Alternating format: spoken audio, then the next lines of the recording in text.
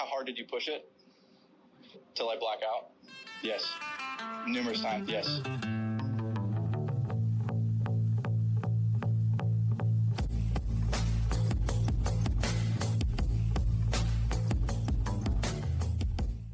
What's happening, Municipals? This is Ashton and JD and Greg. I'm here to moderate a golf trip I did not go on, but that is fine. If you ask me the number one place I want to play golf, it's Australia, and I will be vicariously living through my two friends' golf trip last December. JD, how are you doing, my friend? I'm good, man. Good to be here. Hell yeah. Love your cookout champion. About to make it. Is this the fourth or fifth year of the cookout? Fifth? Fourth. Seriously, I don't know. What is it? Fifth? I think it's the fifth. I think this is the fifth. I forgot. Sure. Okay, Fifth. cool. Unimportant. Greg, how are you? Reporting live from... We're recording this Saturday, March 2nd at 5:16 p.m. It is Sunday, March 8th at 12:15 p.m. 12:15 on Sunday. Yep. Future. The future is bright. Yeah. It's good. It is good. It's coming out of summer here. So a couple cold days, but generally pretty good weather, pretty good golfing weather. So yeah, always good. Excited to be here to chat JD's pseudo golf trip / normal trip, but not a typical golf trip in Melbourne. I would say kind of a bit of everything, bit of different flavors. Excited to talk through all of it. And hey, happy early birthday, Greg. You're 12 hours away there from your birthday, right? I am, yeah. I'm my last day as a 35-year-old. Congrats, man. Made it around the sun again. Thanks. It's going to be the best year ever, you know? What a way to do it.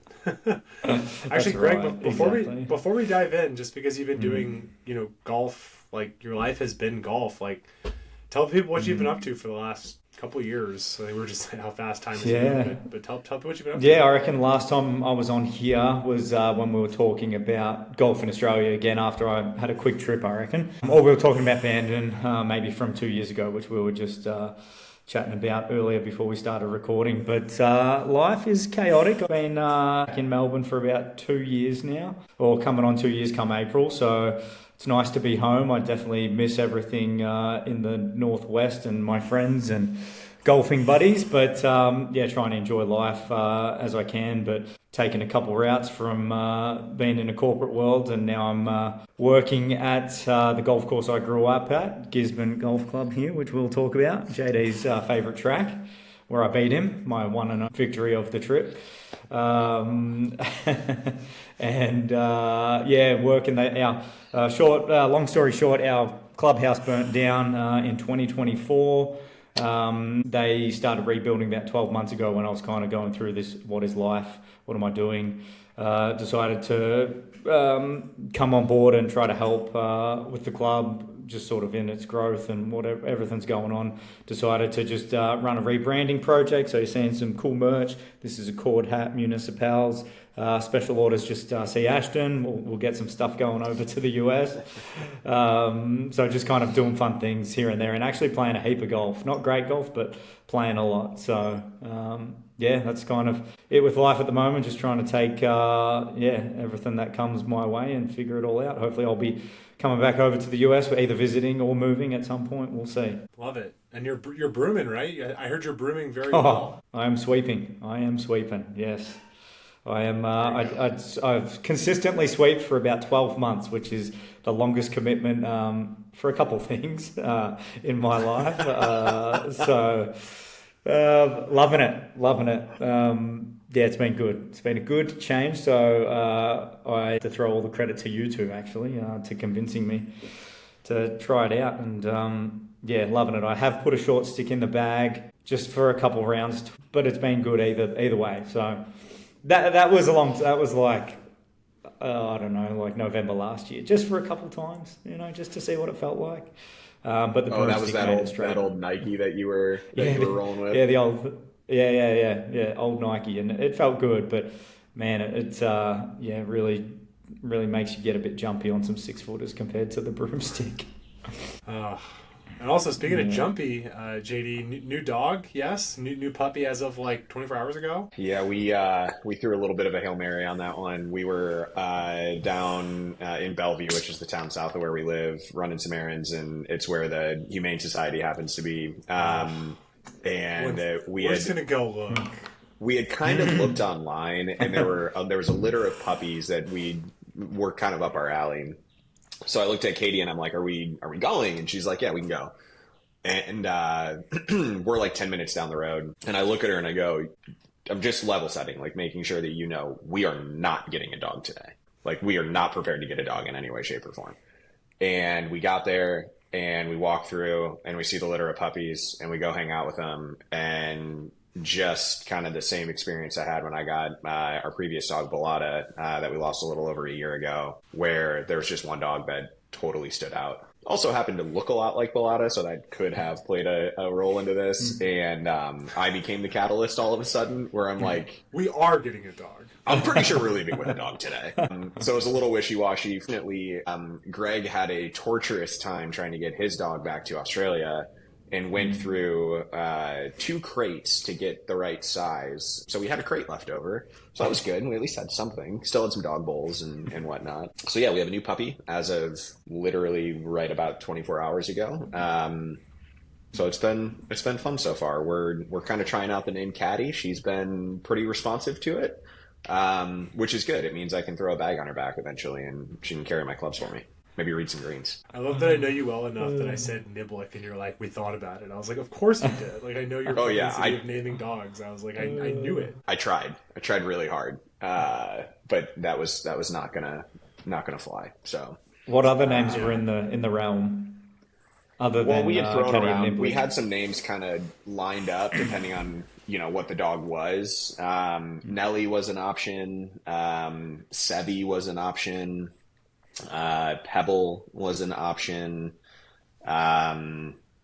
So we, Greg, I loved yours, Looper, which I think Uncle Greg is probably going to call her Looper, and we're going to be okay with that. How do you know that? What about Stripa? No, that's great Uncle John will probably call the dog Stripa's niece. But no, I think we're going to stick with Caddy. She seems to be taking to it. As much as a 8-week-old puppy that we've had for 24 hours can take to a name. So yeah, we're excited. New chapter, and it's been a long time since I've had a puppy. Yeah, so it's gonna be interesting. Oh yeah, excited for you guys. It makes me.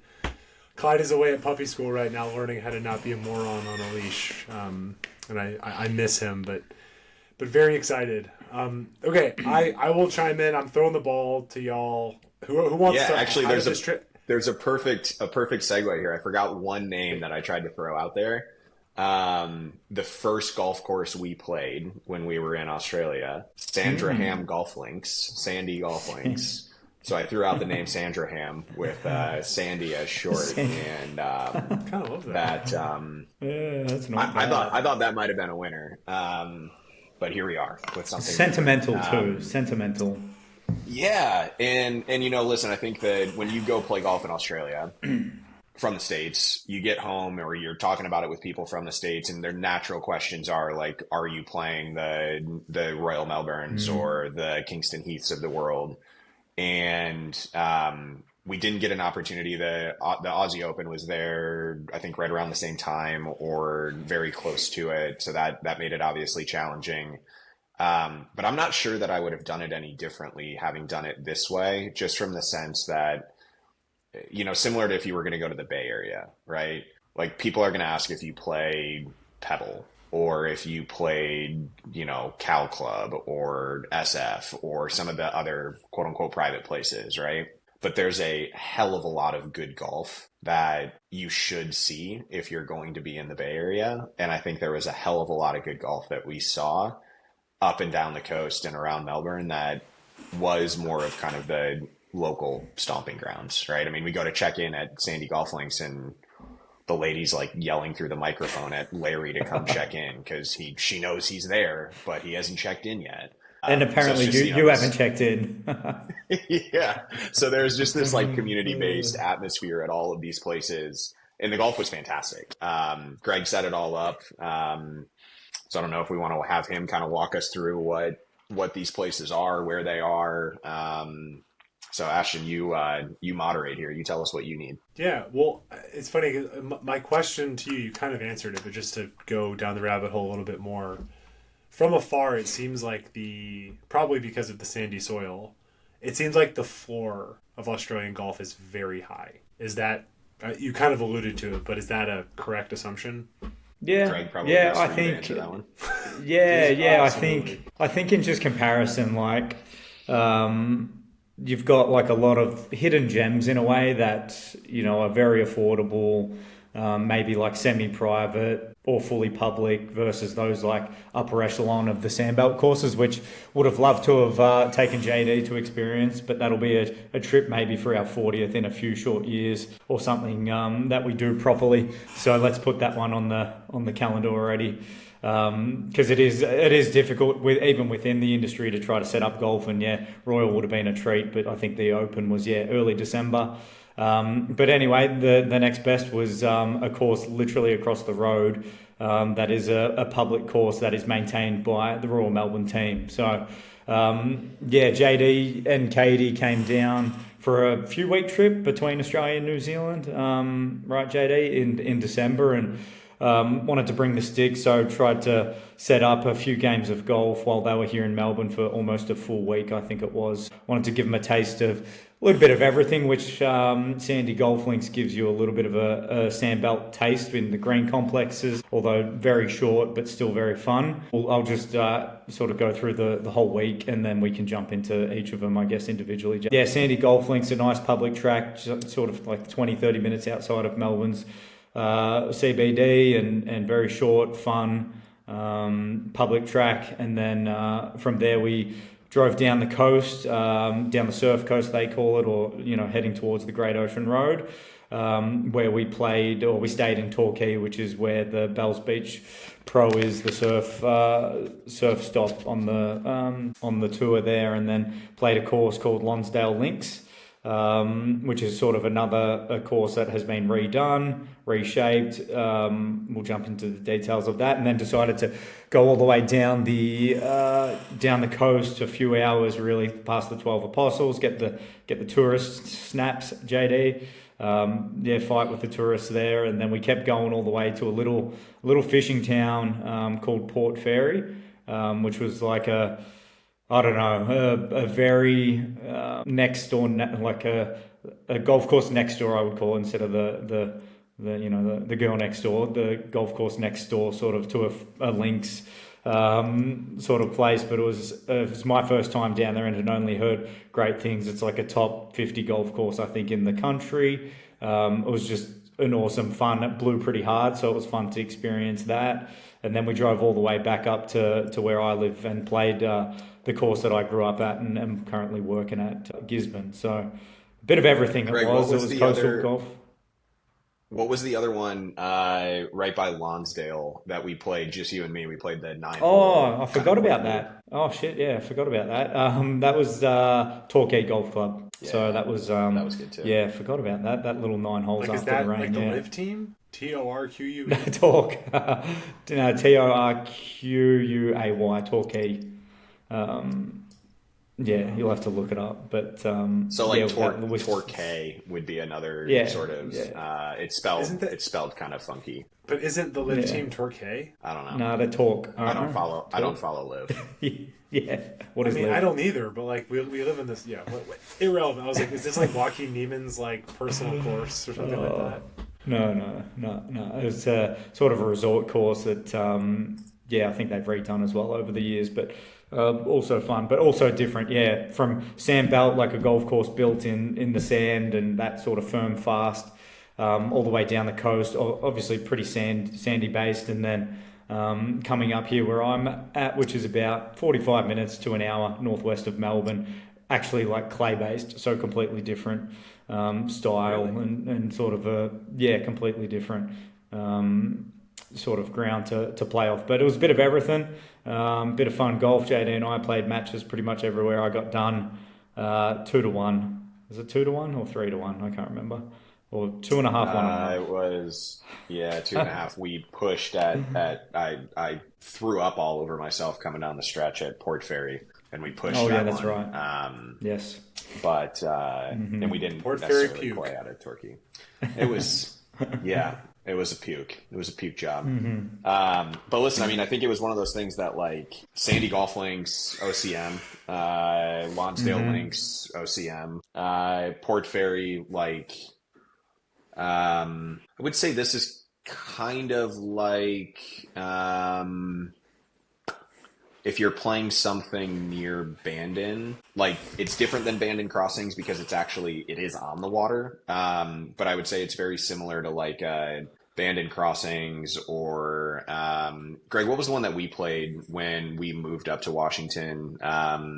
What was that town that we stayed in when you guys? That was came in down? Florence. Florence Golf Links. Florence Golf Links. Was it Yeah. Florence? Yeah. So kind of like one of those where it's a really good golf course on the coast.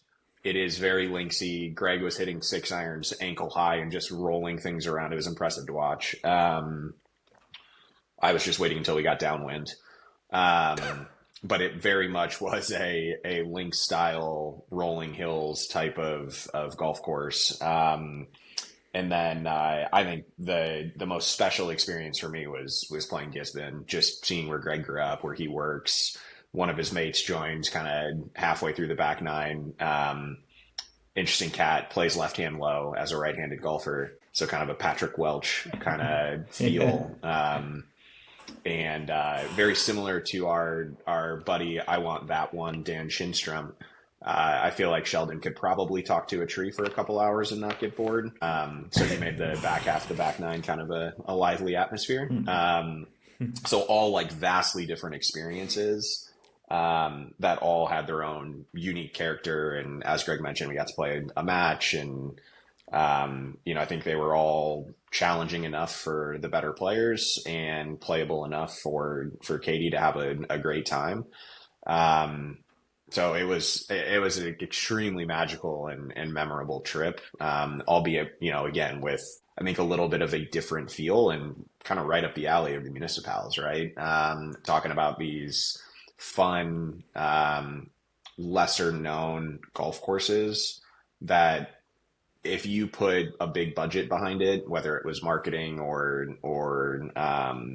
agronomy budget behind it, like, I mean, Sandy Golf Links is kind of an executive style track, so that's a little bit shorter, but like Lonsdale was fantastic. If you put that on a slightly different piece of property, you're talking about like a top 100 type golf course. So it's it really is some fantastic golf over there that, Greg, I don't know, what was the most we paid?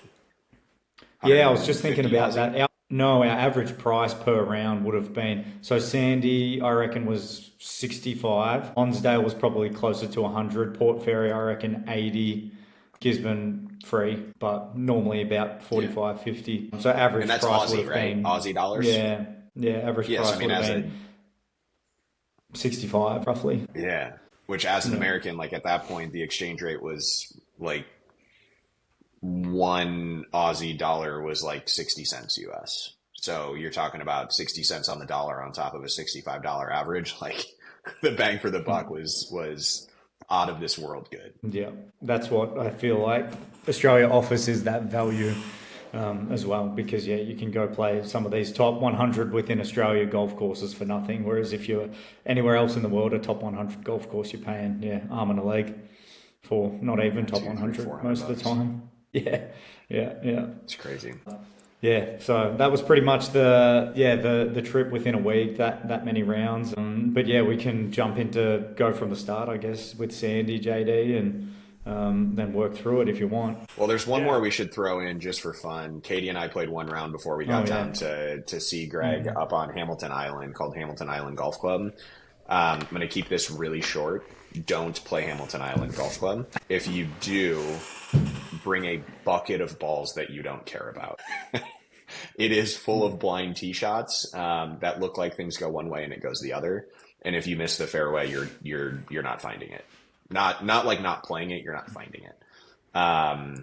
So that was a little bit of a rough indoctrination to Australia golf. But it was good to get that out of the way before jumping in at Sandy. And Greg was really excited to show us Sandy kind of right out of the jump. I don't know if it was a little bit of like a marketing sales ploy with it being so close to Royal and not getting on Royal. But Greg, kick it off. Tell us about Sandringham Golf Links.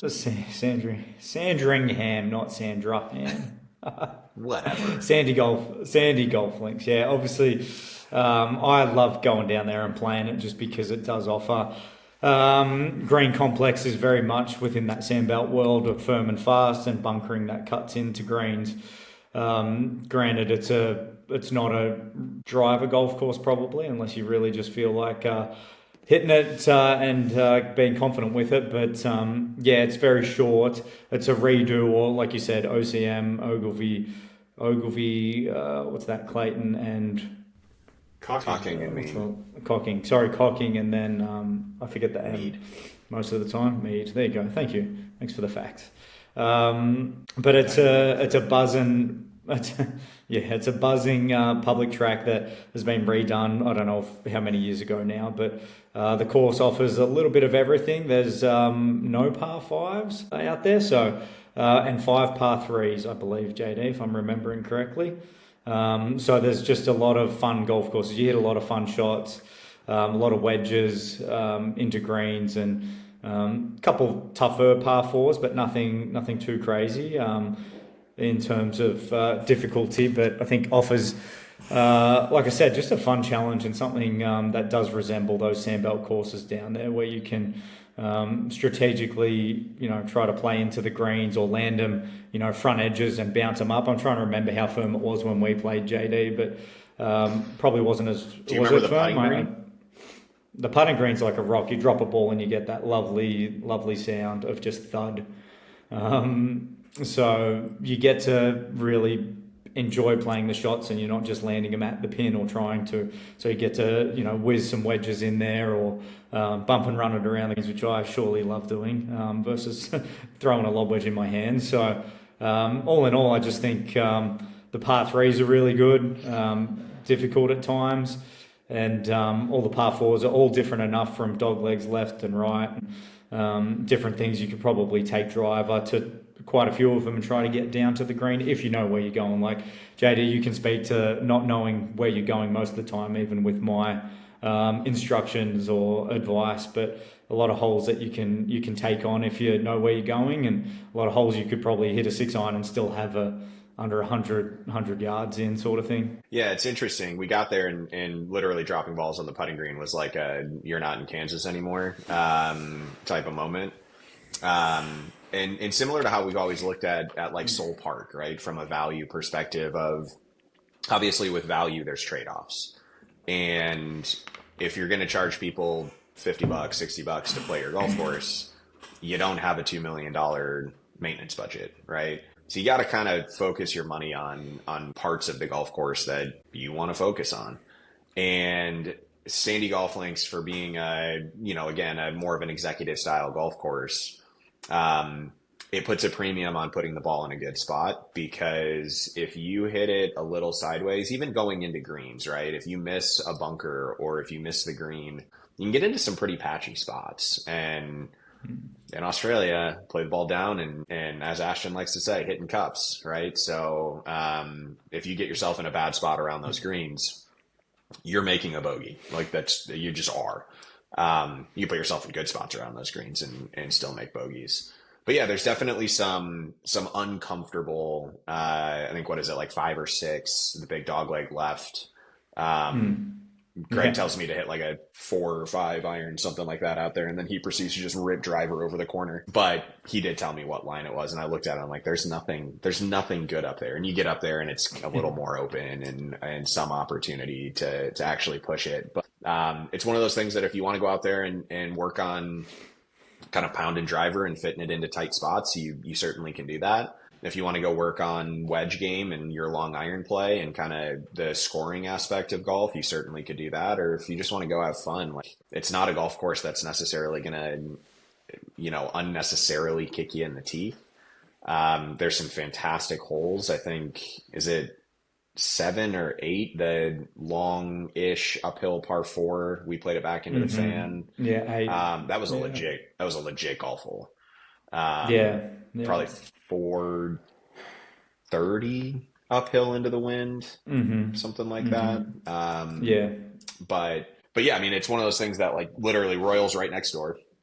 Greg, I think you mentioned this. The team at Royal Melbourne is the maintenance staff for Sandy Golf Links as well. Do y'all know why they do that? Like, is that just seems amazing? Like, is that just like because they're cool? Like what's the? Nah, I think it's got to have something to do with the ownership, or where it lies at that point. I don't know if it's always been like that, but yeah, I'm pretty sure it's operated like that, because I know for the Australian Open they use Sandy as a car park basically, and that driving range over that side for the Aussie Open or major events at Royal Melbourne. So they're just fortunate, I think, in that respect. It's also the home of the Australia PGA, isn't it? Like the PGA of America, but Australia style. Because I know there was that building there that we took a photo next to. So, yeah, I mean, it was a fantastic way to kick things off after getting our teeth kicked in Hamilton Island, but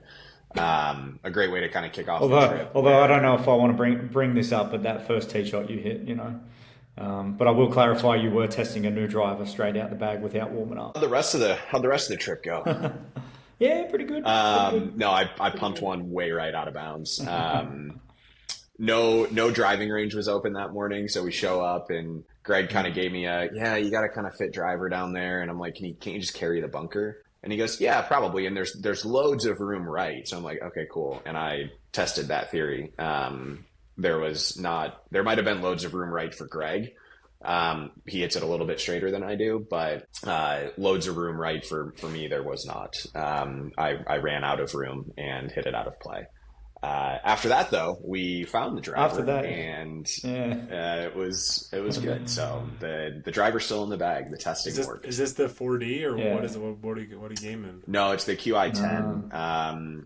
It's a head that Greg had that I hadn't hit yet, and he thought I might like, and was nice enough to let me steal it, and I'm not giving it back. I've been thinking about getting that driver back.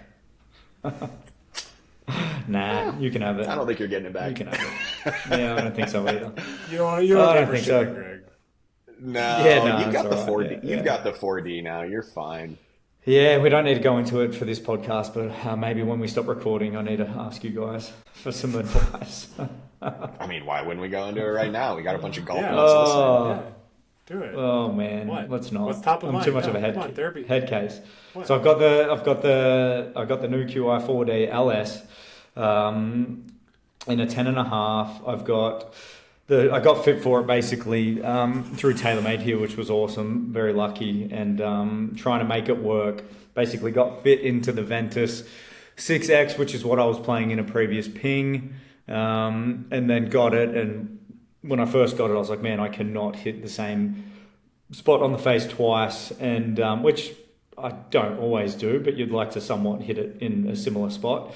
But it was one high, one low, one heel, everywhere. And I was like, this is weird. All right, so I swing weighted it, and it was just really light, coming in at D0 or something like that. So I've tried to move around some weights and get it into a place where I feel like it's maybe D2 or 3 at the moment. I've put some lead tape on the toe to try to take away that hook, or more of a pull hook, or it was just going left on me. And then just hasn't felt like I could hit the same shot twice, which I don't. JD, you'd be proud of me at this point. I don't care if it's a cut or a draw. I just want to see the same thing twice. So I played yesterday and was hitting snap hooks and then missing fairways at Gisborne on the other fairway, JD, which is pretty impressive. Did you go with when you said you got fit into the Ventus 6X? I know you had that in the ping. Did you end up ordering a different shaft, or did you get the Ventus 6X? No. I ordered a Ventus Blue 6X just to have as a backup and something different. So I haven't explored that yet, but I basically re-tipped the one that I was using, and now have that in. But anyway, it's not felt overly great for more than a few rounds now. I reckon I've had it for almost a month. So I'm trying to figure it out. So my next thought was, oh shit, I measured the head weight and it was 199 grams or something like that, and just trying to figure out if that's the problem, and I just can't figure out the feel of it. So I'm going to I've just moved around some weights again this morning out of what did I do? Out of my 3-wood into the driver. So I'm just messing around. What's the setting? Are you playing it on neutral, lower, higher? I was playing it on 10.5, 1 click lower. So what were you playing the ping at? The ping I was that was a 9-degree head, and I was playing that with a little more loft. So are you hitting it off the toe? What do you got? What do you got for me? That's where I'm mostly hitting it, if I'm hitting it, yeah. Mm-hmm. Yeah, you got to close the face down. No, I don't want to. Sorry. That really? ping sits more, to my eyes, sat more closed. And especially if you're playing it higher. So for you that wants to hit a draw, because let's be honest, you do care and you do want to hit a draw. I think you may have a easier time finding the center of the face with something that's a little bit more neutral to shut than something that's neutral to open. Okay. Try it a little bit either at neutral or closed, like higher, essentially. Yeah. And see what it, forget what the flight does, just see what it does to contact. And if you start making more centered contact and the flight's too high, dude, just go either just go back to the ping or see if TaylorMade will hook you up with a 9-degree that you can click higher and you'll be fine. Yeah. I've been tempted to just get a core head because I think that's ultimately what I want. And when I went through the fitting, I was just like, oh yeah, I'll just let you do your thing, So, but that sounds like a good option to try. Yeah, if you're toe striking it though, and you can't quite find the center, I got a feeling it's something to do. If swing weights are the same, which they should be pretty close. I can't imagine that ping's coming in D4 or higher. I measured the head. Down. So the ping head was 202 grams versus 199, which is only 3 grams. Yeah, I've changed the weights enough to get the QI to 202. So we'll see. Exactly. Yeah. So there's nothing in there that would dictate all of a sudden moving around the face, unless it's the way your body's reacting to what your eyes are seeing from a face angle perspective. All right. Thanks. Give it that is Gear Talk. Glad that's the segment brought to you by TaylorMade. Thank you, guys. Yeah. No, as everyone knows, we don't run ads because we don't run ads because nobody pays us any money. So TaylorMade, I know. I play a lot of TaylorMade clubs. So if you're interested, TaylorMade to listen to this. Yeah, I'm actually trying to be like you guys and play some TaylorMade irons. Are you? I'm working on getting that set up. I'm going to try to get with a graphite shaft. Wow. KBS graphite? No, the MMT. Oh, yeah. You're crazy. Mitsubishi. Wow. My joints hurt, man. I'm getting old. That 40-year trip that you mentioned going back to Australia is not a few years away from me. I am a little bit closer to that age than y'all are. So we're gonna see. 40th birthday, not 40-year, because I think we could go to Australia when I'm 73 and you're 40th year on the planet. Sorry. Yeah. Anyway, so that was Sandy. Definitely some interesting, some quirky holes, but sort of pick your poison in terms of how you want to play it. If you're going to play it by yourself, it would be worthwhile to play it twice. If you're going to play it with a local that can walk you through, Greg did a great job of telling us kind of where to hit it and how to play it, and we did our best to listen. But golf's hard. So I don't know if we pulled it off fantastically, although I did win that match, so we can go ahead and say that was 1-0 JD. Yeah. Greg also started. Weird question. Do I like? This is for Big Chris. Obviously, Big Chris loves his hot dogs of the turn. Do Australian golf courses have like a? Is it like a hand pie or something, or is that? Next Lonsdale Links. Oh, really? Lonsdale Links. Yeah, Lonsdale Links. It is a hand pie, like a sausage roll or something. We did that at Port Fairy. Was it Port Fairy? You got the pie? Oh yeah, you're right. Yeah. Your typical grab and goes. It's really hot. They tell him to cool it. JD's like, 1 second. And he's like putting it in his mouth and he's biting it and it's too hot and he's like trying to chew it but it's too hot and it's melting his mouth and he's chewing it and he's like, I can really see it. Were you there? Dude, I've eaten a lot of meals with you. I've eaten a lot of meals. I've eaten a lot of meals with you. Oh my God, that is exactly so true. It was on the 10th but... tee at Port Fairy. I've got a photo or video or something. We'll put that. We'll link that to this too. I know your dog is Niblick. I know you're going to melt your mouth on a pie. There are certain things about you that I know. So and it wouldn't be a podcast y'all without gear talk, of course, like naturally. A meat pie, or at least the one, you know, obviously they're all going to be a little bit different as food would be anywhere. But the first meat pie that we had was if a chicken pot pie and a sloppy Joe had a baby. That's essentially what it was. It was a chicken pot pie stuffed with, instead of kind of, you know, chicken and green beans and all that kind of stuff, it was stuffed with sloppy Joe mix, and it was so good. Especially after spending 2 hours in 1,000-mile-an-hour wind. It was exactly what we needed. But yeah, meat pie, 11 out of 10 at Port Fairy. First one for me, so maybe a little bit of a cherry popping rating, but it was awesome. Great. Continue. I had to ask about the food situation. That's a good. That's a great call. So we went from there to Lonsdale. And this whole trip was kind of this way, where you're going to Australia from the Pac Northwest in the middle of the Australian summer, right? I packed shorts and polos. It was like, we get to Lonsdale, and it was, we teed off first basically every morning or thereabouts, so kind of 7:30 in the morning. It was probably 40 degrees and blowing 30 miles an hour. I kept going back to the car to grab more layers. They weren't golf layers. They were just like a random rain jacket, a puffy vest, a hoodie, like anything I could to kind of layer up. And you start off, Lonsdale kind of, what is it, has 7 or 8 template holes essentially. I'd say the so. Very first hole, the very first hole is Alps, right? It is the inverse of the first hole. That's crazy. It is the inverse of the way that it plays at Bandon. It's shorter, right. But yeah, it's a little bit of a kind of dogleg right. You can't hit it right, but you can hit it miles left and be okay. And if it wasn't 40 degrees and blowing 25 miles an hour into our face, you probably can get there or get close off the tee. And Greg kicked this off at Sandy Golf Links. He birdied 1. We get to Lonsdale and he birdied 1. And I won't spoil what happened on the rest, but we were on a little bit of a trend here of Greg jumping out to early leads, making circles on the first hole. And Lonsdale was no different.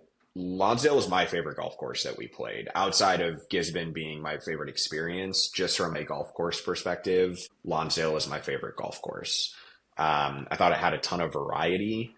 It had a lot of characters, some squared off greens, some forced carries, some weird runouts, some blind shots, some drivable par 4s, some big boy par 5s. Like, there's just a little bit of everything.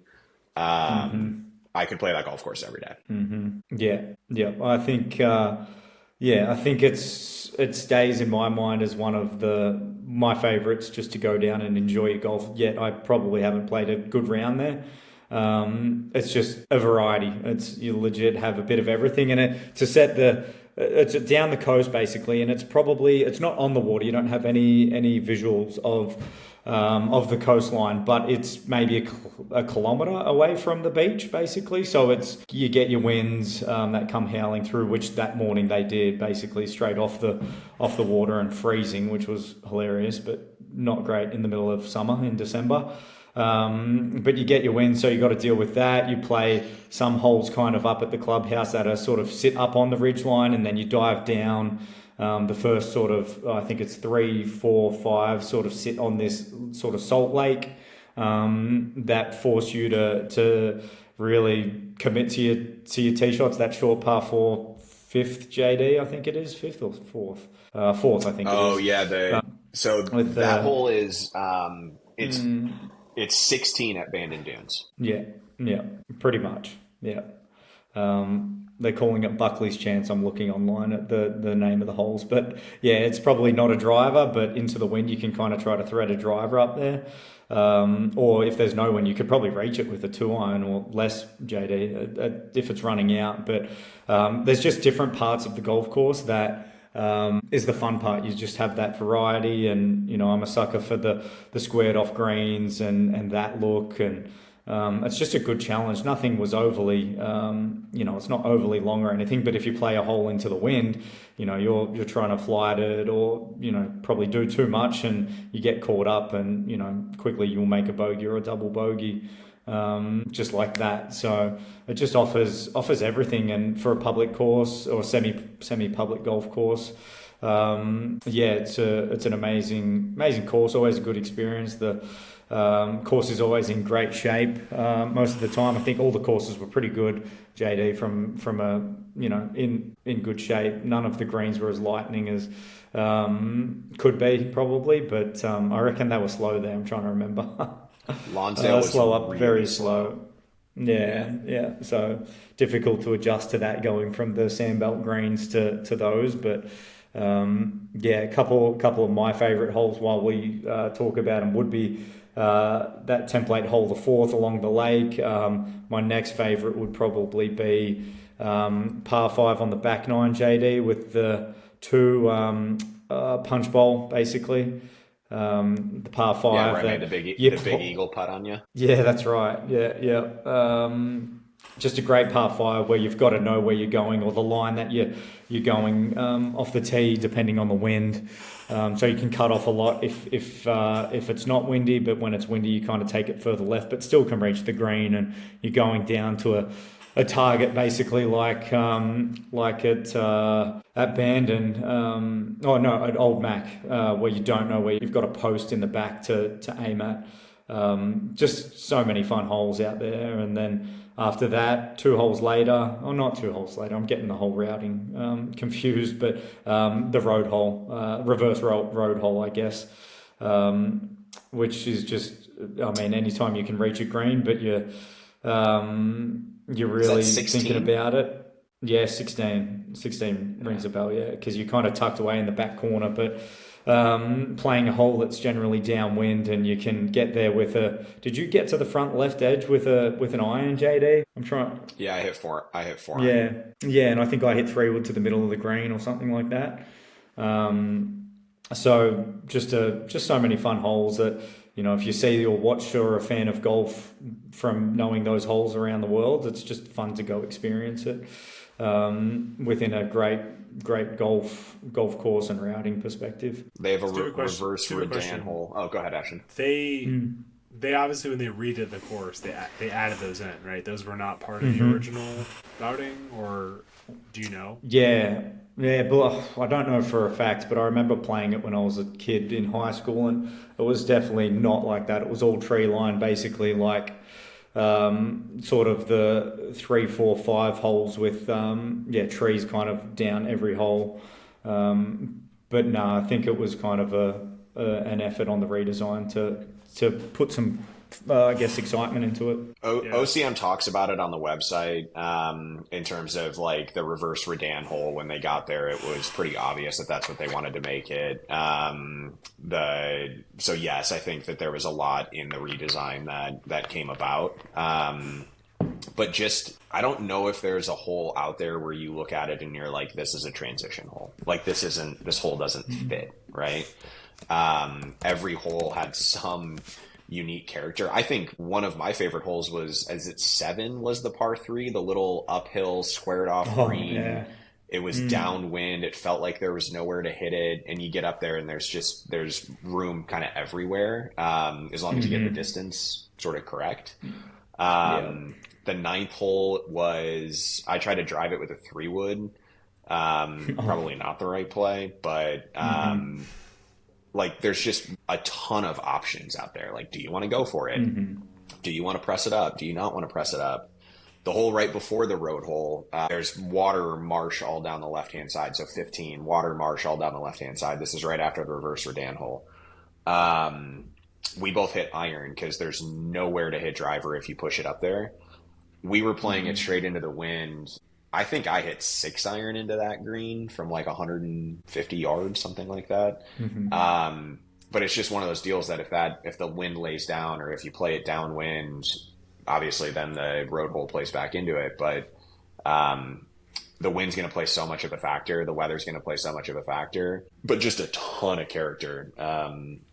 And like I said, I can play that golf course every day and not get sick of it. Yeah, that's awesome. I mean, this will be a separate pod I'll do, but like I think I told y'all, I played Charleston Muni with my dad last week. And same idea, like a lot of the bones were out there, but really what they mainly changed was, some bunkering and some greens. Yeah, and like it was pretty turned up. I mean, I think like the common ethos of like everybody we talked to like there is like, hey, this is like really hard, and it sounds very similar. It's like 6,400 yards. I think they said the guy who won the city championship there the first time like never took a head cover off, but like really kind of like turned up great greens. And same idea, like if you're a Charleston resident, it's $18. If you're a like county of like Charleston, it's like $30, and my dad and I paid 68, and like it was awesome, but just interesting, right? It's like they had a road hole too, but like they had like the principal's nose bunker and hand up. I know that. There was like the bottle bunker. I don't know golf enough to know. Like, but like it had 3 like famous bunkers in the middle, and then they like actually used like they dug out like a little lake, and they used that to raise it up on the floodplain, and then they turned it like a road hole green with a squared off back, and it's like what an interesting golf hole. It's like this is literally a municipal golf course. It's $18 per resident. And so much more interesting than like, most golf courses you play. It's like, it's just so cool when you see like accessible architecture done right. My dad's a huge golfer. He doesn't know, like, it was funny. There was a guy who walked with us, who's a buddy of a buddy.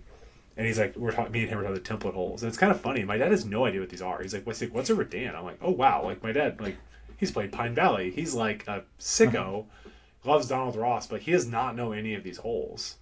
So it's kind of interesting to like experience that. But the point is just to say it's cool how we don't need template holes in every golf course, but it's nice to have that as like it's like a side dish once in a while. It's like, this is really fun, But like y'all, I could play Charleston Muni every weekend and would have a really friggin' fun time because it's a lot of fun shots, a lot of cool greens. You can make birdies, but like you can also get caught with your hand in the cookie jar and embarrass yourself too, which is kind of cool. That was, I think that's actually a great way to describe Lonsdale. If you try to make a birdie, you better hit some really good golf shots. I found that out the hard way because double can jump up and bite you really quick. And Greg, I think the front 9 we both shot like 40, and on the back 9 we both went like 4. We both went like 4 deep or something. Once we kind of pulled our head out of our ass and we're like, maybe we shouldn't try to drive every hole that seems marginally drivable. Can you drive it? But when you only get to golf. Oh, for you, when you only get to play a course once, Greg's like, oh shit. Greg's like, my driver head's 199 grams. What am I going to do? Oh yeah. The thing between my ears. Lonsdale, my favorite, just pure golf course. Had to make a 6-footer on 18 to clip Greg one up.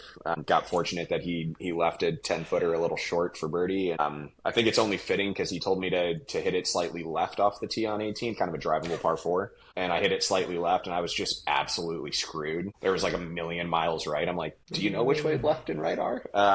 So I was fortunate to sneak out of there one up. So that goes 2-0 to me and our Aussie trip. Who's counting? I was. I felt really good because I knew if we got to Gisborne, like 1-1, like 1-1-1 as an example, I was going to lose, right? I did not want to leave it up to Gisborne, so I wanted to have this thing. Charts. Yeah, it was very important for me to win those first 2, and then we get to Port Fairy, and we played an emergency 9. And the emergency 9 was basically just so we could pat ourselves on the back for how good we were hitting our drivers, essentially, is what it kind of felt like. Yeah. That's what it was. That's exactly what it was. Like, I want to keep this feeling into the night. Yeah, so Katie didn't join us for that one. It was a little cold. It spit on us a little bit, but fundamentally it was basically like we were having so much fun hitting kind of what we found was a great option for us was kind of that low tee driver that felt like we could sort of square the face and control the start line. And that's not, certainly hasn't been normal kind of for me historically. So that was fun. That was a vastly different golf course than everything else that we played. Much more resorty. Yeah, pretty forgiving in terms of apart from that first hole where there was that hazard down the left, everything else was fairly forgiving, and it was pretty windy, I reckon, and I think there was some rainfall, so it was a bit soft, and just, we were just out there because we just golf sickos and just wanted to play one more round. So it was fun to go out there and just try shots, and I'm pretty sure one of the holes we were messing with a driving iron, or I was at least, and I was like, what? I can't hit this, and I hit about 5 shots on one tee, and you hit it, and you couldn't hit it. So I was like, oh, it must be the club. And then I was going to say it's where we found out that your 3 iron was broken, because yeah. No, I hope you don't put that back in the bag, by the way. God no. Keeping it simple. It was awful. Keeping it simple. Yeah. Well, it's 187 grams, and so like if you add, I'm never going to hear the end of this. Heavier. Why did we talk about it? That's right. Yeah. That'd be crazy. That would be a very light. Actually, I do think it was a weighting issue, because it was not fun to hit. How much weight did I have on that thing? I like long irons. Not that one. That one was rough. No. But yeah, Torquay Golf Club was very fun. A great kind of low key 9 holes for us to play. Then we get to Port Fairy, and something happened that had never happened up until that day. Greg, do you want to inform everyone what happened, or do you want me to? I just had sex, and it feels so good. I think you can. I used a pull cart for the first time ever. Whoa. Yeah, big deal if you know this. I know Niblick, I know your food, but I never thought this day was coming.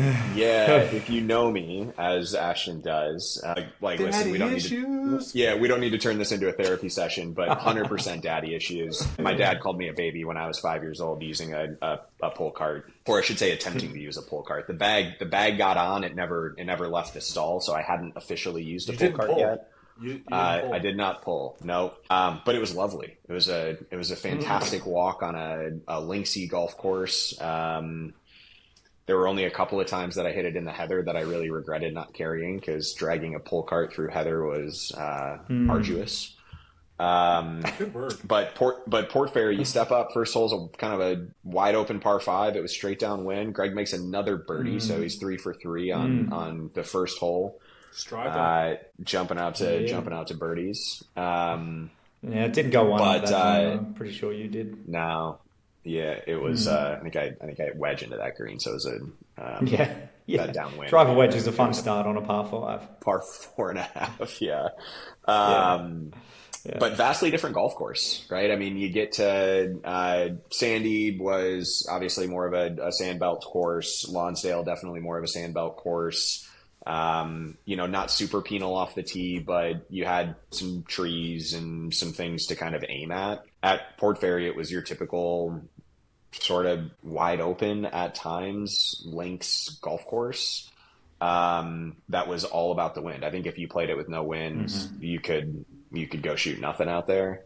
The wind that we played it in made it everything you really wanted, especially on into the wind or crosswind holes.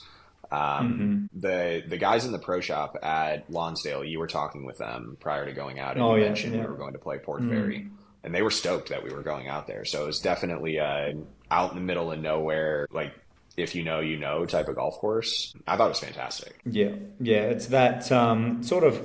I mean, probably overuse the word hidden gem, but it's a well-known course around the traps for being a great golf course. Even though that it's probably 4 hours away from Melbourne, something like that, and you only really go there if you're passing through, or down the Great Ocean Road. I mean, it was probably, what was it, from Torquay down to, we stayed in Warrnambool, is a town where Mark Leishman's from. And that was probably a 5-hour day just getting there, stopping and whatnot. But it was a huge drive. to get there. And we started that next morning pretty quick. Luckily, we had a nice little spa experience the night before with some hot springs, which was lovely. So this hotel we stayed at was billed as like, and this is something we looked up, like we all wanted to do it, but it's billed as like natural hot springs, right? And you have to like book time. When you think of like natural hot springs, you think of like you're going to get a towel at like a little shack and you're going to walk out through these hills and you're going to be like in the rocks, right? This was like a resort that had 47 different tiny pools that all had different like mineral makeups about them because they were natural hot springs. But they basically just turned it into like, they had like faux rocks everywhere. Some were cold, some were warm, some were hot. So it's vastly different than we thought, but we spent a good... It's like if Tom Fazio built... Yes, it was the Fazio Hot Springs. That's what we should call it. But it was great. It was, it'd been a long few days. So going between the kind of cold tub, which Greg is a big proponent of cold plunges. It's good for you. I'm a baby, so it was tough for me to get in there. It was, yeah. You'd think the meat and potatoes Midwest boy would be fine with it, but that was welcomed. Sorry, Greg, go ahead with Port Fairy. No, it absolutely was. But it was another early start. But JD gave you a little background on the golf course. But yeah, your true link style, I think what I enjoyed about it most, and the proper links that it was, I reckon it was pretty well split between into and downwind, which was awesome. I think we started off 2 holes downwind and we're like, hell yeah, this is going to be sick. We're going to shoot even, better, whatever.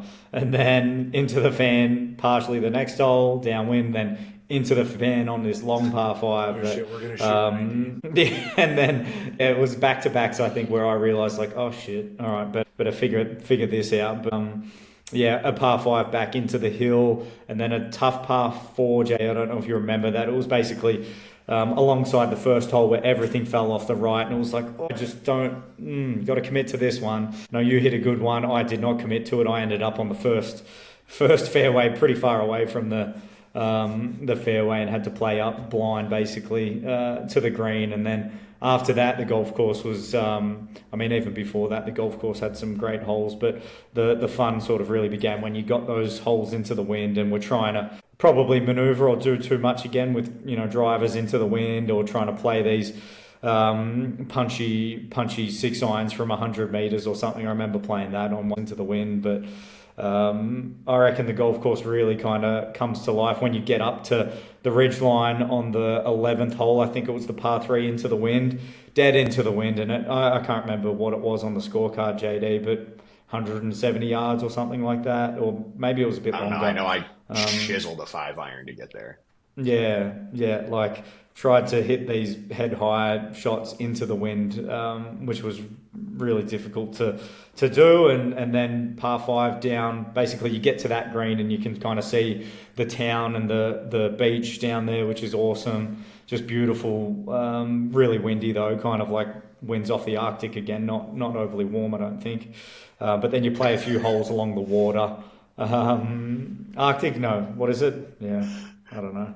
It would be the Antarctic, but yes, it was not overly warm is one way to describe the temperature of the wind. Yeah. Well, quick question there. So, like, I've heard, I think this is more like culturally, but I've heard like Melbourne and San Francisco, like people get like a lot of comparison. But is that also weather-wise? Because, same thing here, right? It's like, people look like, oh, I'm going to go to SF and play Presidio at 7 in the morning in June. It's like, you're going to fucking freeze.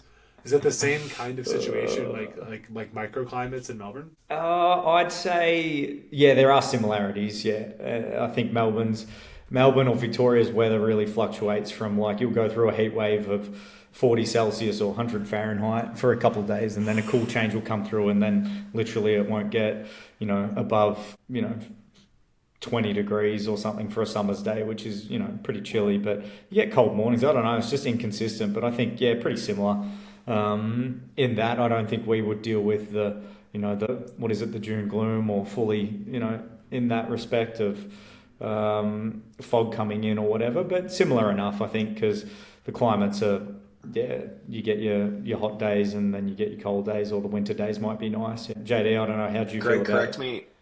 Yeah, correct me if I'm wrong, but it seems like in SF, right, from like a microclimate standpoint, it could be cold at Presidio and it could be 100 degrees in Walnut Creek, right? 30 minutes away. It's actually almost directly correlated. Like, it's coldest in SF when it's really hot inland. Like, right.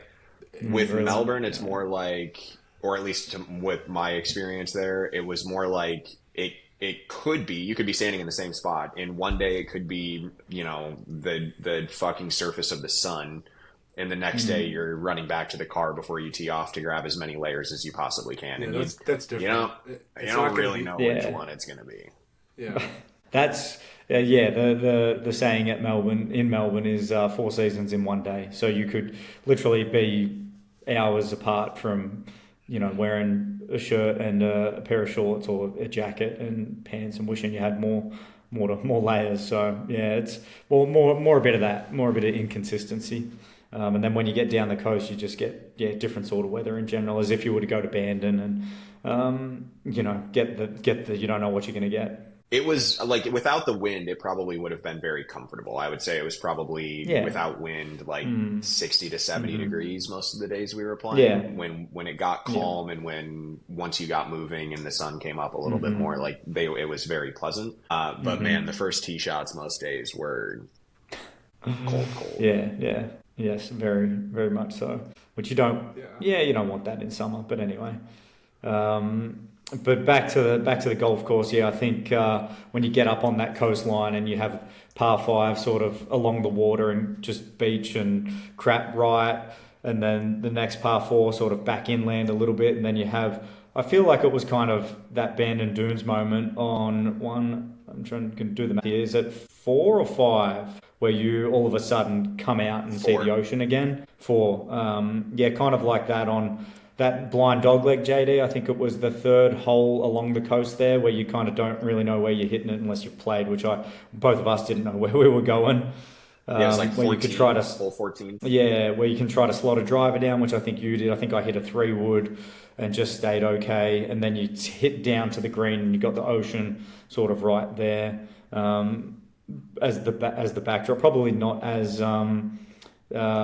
as beautiful as Bandon, I'd say, but in that same realm where you go down, and then probably the best hole out there, I don't know, JD, maybe we've already talked about it, was that next par 3 along the coast, where longer par 3 than not a wedge by any means. I reckon I hit an 8-iron or something downwind to a beautiful par 3, and then you play one more along the coast and then kind of make your way back into the clubhouse there with. Maybe I kind of enjoyed 17 because it was a fence line down the right, but maybe underwhelming finish with 17 and 18 being what they were. But yeah, overall, I mean, I want to go back and play it when I get down there. So just one of those. I would golf say the courses back that you 9 get. there, the back 9 there probably stacks up from a 9-hole perspective against just about any links course that I've played in courses at Bandon. Like, it is I'm not, 17 and 18 to me were a little bit blah. And I would say the biggest sort of detriment to Port Fairy, there's a bridge on 18 that goes over this tiny little creek, like just shy of the green. 18's it's this long, dead straightaway par 5. You've got the driving range left and road right. There's nothing out there. It's just keep it in front of you and you're fine. But there's this little tiny bridge that literally is a replica of the Swoken Bridge. And it just feels so out of place. And like it's a forced nostalgia in some way that, like, I would rather have them force me to jump over the creek than put that bridge there and make it a replica of it. But seriously, the back, wave your golf club around. The back 9 there is like every hole is different and unique. And you can probably find holes like it somewhere. Like, I love the parallel between 14 and 4 at Bandon. I think that actually is a really good comparison. Both doglegs right, both kind of have the ocean as you come around. I would stack those 9 holes up against any 9 holes I've played. Yeah, that's a big thing. Yeah. And also, what's also nice is, like, just, I've poked around. Like I've definitely seen. Oh my God, I'm getting. What was it? Links? Law? Oh my God, you always talk about those. Lonsdale. Yeah, like the Knowing Up guys went there. Like I feel like that's a place I've heard of. Oh, yeah. I've never heard of Port Fairy, so that I think that's a good place for people to think about. Like, sounds like it's truly off the beaten path, but worth the time, which is I think if you're interested in different experiences, or most people when they come to Melbourne, they're going to do the Great Ocean Road. So if you're a golfer, you may as well keep going and sort of enjoy that small town. And we didn't spend much time in Port Fairy. We kind of got into Warrnambool late, which is the town next to each other, basically. We got in there late and we're pretty wrecked after the long drive of playing golf first thing and then driving down the Great Ocean Road. But Port Fairy is this kind of cool little... We went there for lunch before driving back to Gisborne, and just like a cool old school little town that you could kind of hang out in as well. And Warrnambool is a really good golf course, which is sort of tout as another hidden gem, a little bit more... more inland than the coastal, but that's kind of, most people go down and play both of those if they can. Obviously with our time restraints, we weren't able to do both, but I reckon Port Fairy is probably the winner out of both of those. And we had to get back to see Gisborne Golf Club, also known as Greg Payne Golf Club. Yeah, take us home. Take us home. Well, yeah, so from there we did the big drive back to Gisborne, sort of through the absolute vast countryside, JD. It's not very exciting down there. Getting back, but what did we get back 2 days before Christmas or whatever it was? So, we played Gisborne. I think I had to go back to work, so I worked in the morning. So this was our only evening or afternoon hit, which is my favourite time to be out at the golf course anyway. When it's a little bit quieter, and the kangaroos are plenty at that time of day, which obviously the American tourists needed to experience that part of it. So we went out, I don't know, 2 or 3 or 4 o'clock, I can't even remember at this point, but basically played the Twilight 18, and it was just it was fun having JD and KDC, where I grew up, sort of golf course, and I guess the community, even though we're currently working out of portables and different things as we wait for the new clubhouse to be ready. But the golf course itself, I'll let JD sort of describe his first impressions of it. But I've grown up there since I was, I don't know, good almost 30 years now. Beating around with my old man and whatnot, or going and running around as a kid looking for balls in the hazards. To joining, I think when I was 12 or allowed to join at that point. The golf course has gone over many changes over the years in a good way. It's always been known as essentially it's a country rural sort of golf course. Most towns, as you get out of the city, have their own golf courses. So you've got Gisborne Golf Club, the next town, Woodend, whatever you want to call it. Each of them have their sort of own golf course.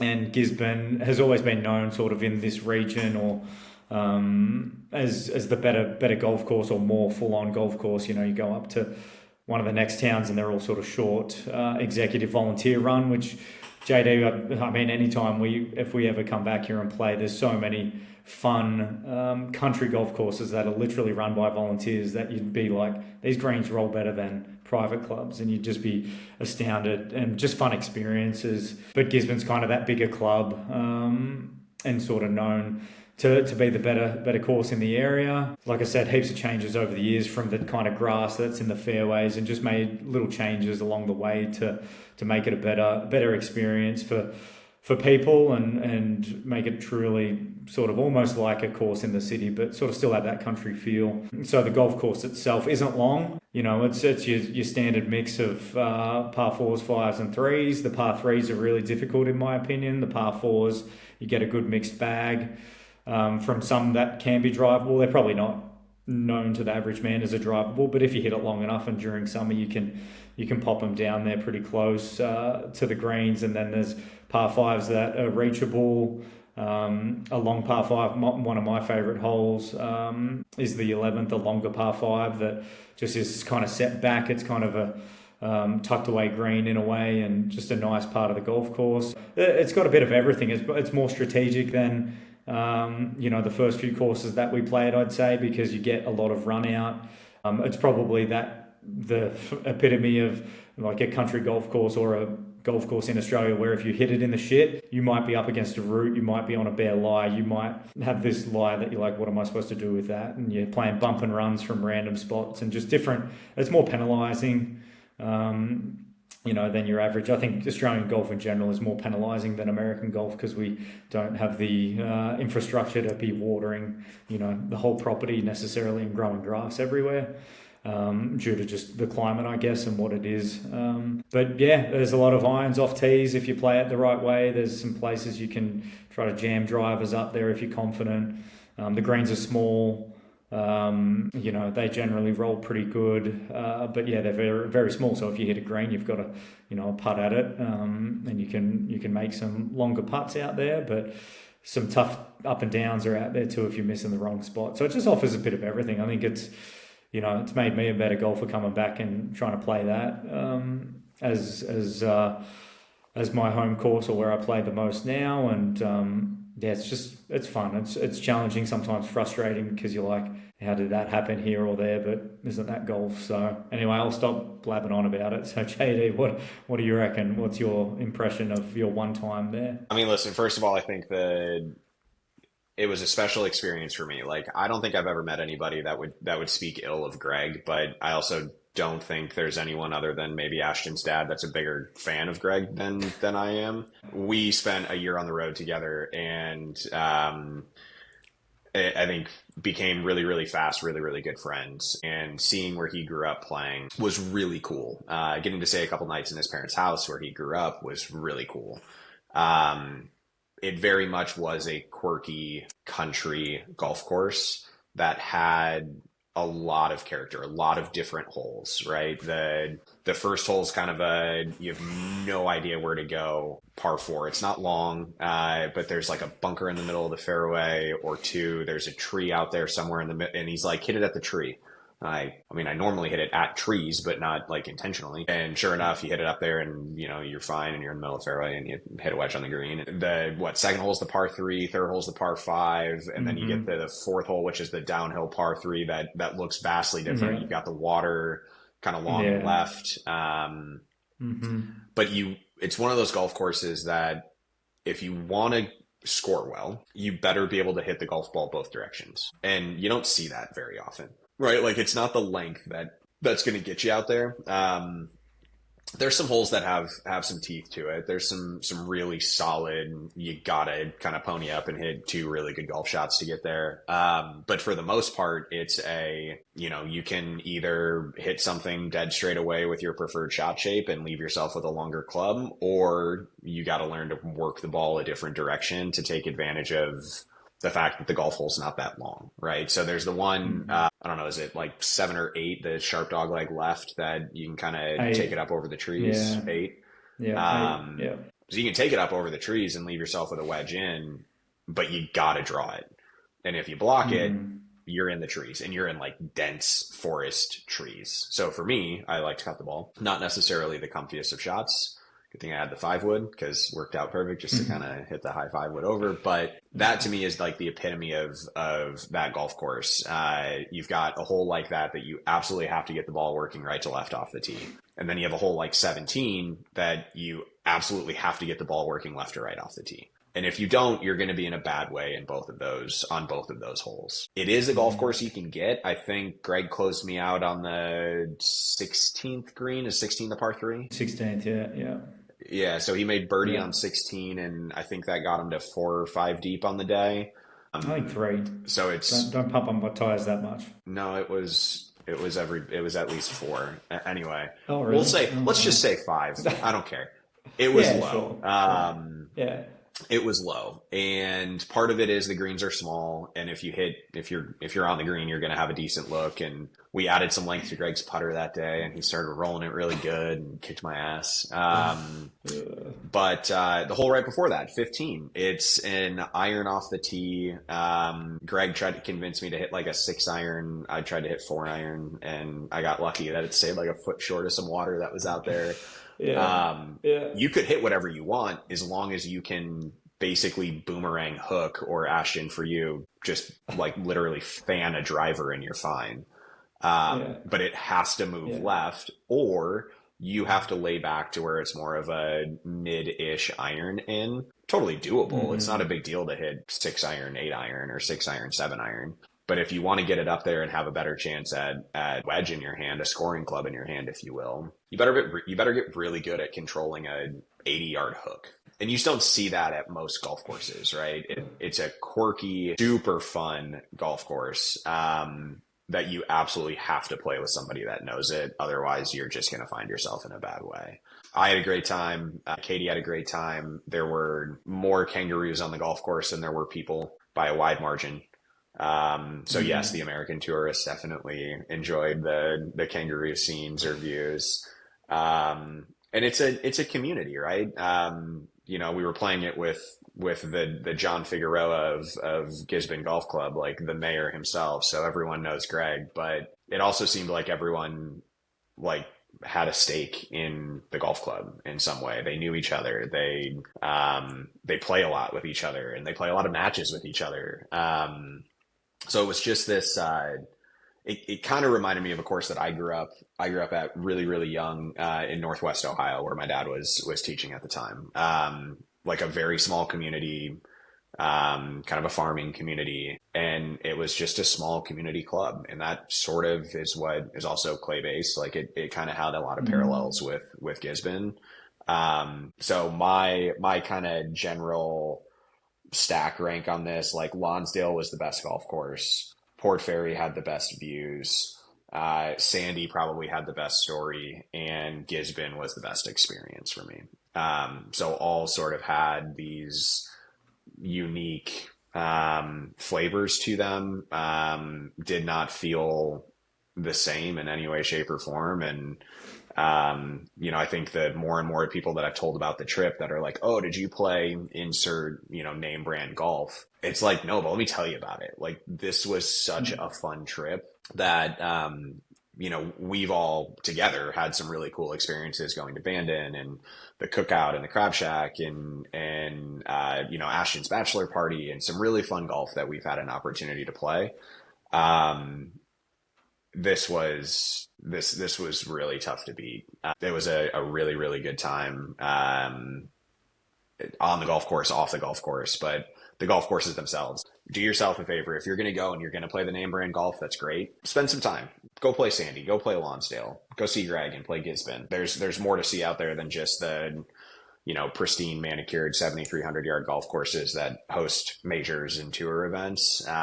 For us kind of average folk, like throwing on a t-shirt and some shorts and going and knocking it around a country golf course is some of my favorite golf that you're ever going to play. And I'm super stoked Greg put it together and we got that experience. So thanks, Greg. Hey, anytime. That was so poetic when you just finished that. That was like, wow. Yeah. Mic drop.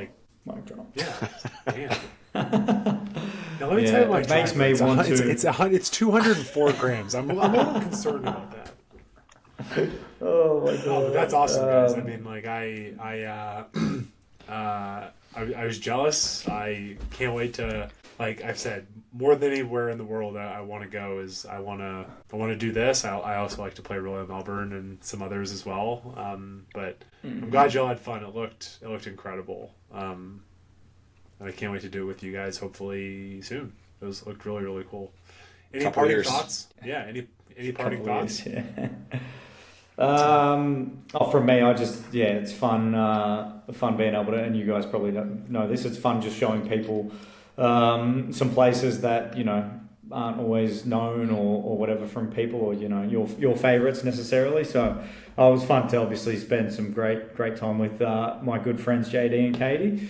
And play some golf. I was a little worried that they weren't going to be bringing their golf clubs or something like that. So I'm glad they did all the way down here. But I don't know, it kind of talking about this all and it just makes you. It makes me want to go find more golf courses that are just hidden gems or whatever that are out there. And if I get back to the US, like trying to find those courses that.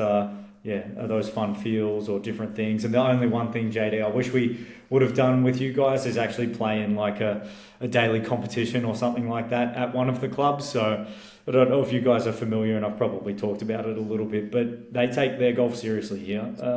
You putt out, you record your scores, you record everything to the handicap properly. So it would have been fun just to do that one of the days and actually, try to play for a score.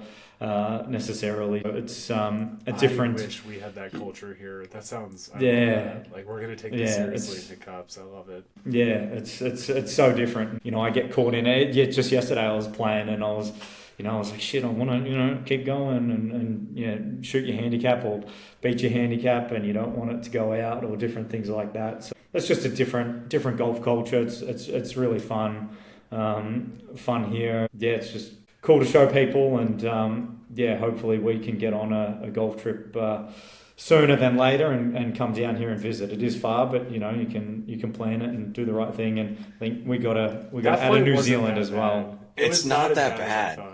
No, it's not that bad from the West Coast. Last week to go SF to Atlanta, 2-hour layover and then fly to Charleston felt harder than Australia. Because once you're on the plane, let's just go. Yeah. It felt harder to get to Charleston than it did to Australia. And who wouldn't want to get out of the North American winter anyway and come down here during summertime? With North America. It really wasn't a bad flight. No, I think the outside of the Olivia Dean soundtrack, that was the soundtrack to the trip. I don't know who that is. Olivia Dean. Oh, you're gonna learn. Anyway, it was a fantastic trip. I think the competitive side of it was fun. I think it was nice to play some matches where I'm not sure Greg and I have had a lot of matches where we've both played well. It's always been kind of one up, one down type of a thing. At least a lot of times. I guess the match we had at the Cookout was pretty good the one year. That was a good one. But I felt like the matches all came down to, I think you won 3-2 at Gisborne, and that was the biggest win that either of us had. We pushed one, and I think I won the other two one up. So it was really fun to play some good matches. It was really fun to see some cool golf courses, and I think almost more so than anything, it's just fun to play on firm turf. There's nothing better than being able to have the golf course sort of give energy back when the club, especially coming from up here in the wintertime when you got to kind of pick everything. Otherwise it gets really sloppy. Had a great time. Look forward to doing it again. And sure, we can go play the Royals and the Kingstons of the world. But I think I'll always look back fondly on that trip for sure. I think you're probably going to like Royal Melbourne too, but yeah. Maybe. We'll see. I think so. That's okay. You guys, I'm going down at the end of this month to play 7 Mile Beach. You got to look it up. Oh, it's another new course. DeVries. Another new course in we overdosed on DeVries in Michigan. You get to do DeVries in Tasmania. Another new one that kind of looks like Tiraidi or Tiari, one of those. It kind of looks like that vibe. So we'll report back after that. I need a selfie video, and we can put it on the IG for people. Okay, all right. Just remind me. Reporting live. Yeah, just love a selfie, JD. Yeah. Duck face. That's not even duck face. I don't know what that. Oh man, I feel like you guys should have given me a little bit of heads up. I could have grown out my shitty mustache to try to blend in a little bit with this group, but just tape one on, almost like Wario or Mario. I'm feeling very insufficient over here. I just shaved mine in this morning actually because of Ashton. Thank you. I gotta have a mustache for my birthday and for Ashton. Dude, happy birthday. What a great way to finish. Happy birthday, Greg. Thanks. What, turning 36? 36. Yeah. Yep. Crazy. Yeah, the 30s. We were just young bucks. You were what, 4 when we met? Oh, yeah, something like that. 24, Golly. 25, can't remember. Something Wow. like that. Oh, yep. And we're still talking about golf and grams and head weight. We gotta figure. Let me know if the higher setting does anything. Yeah, we'll report back about Greg's driver. Okay, don't worry. We'll report back. But yeah. Give I'll Caddy send some a hug. vids of where marks. Peace.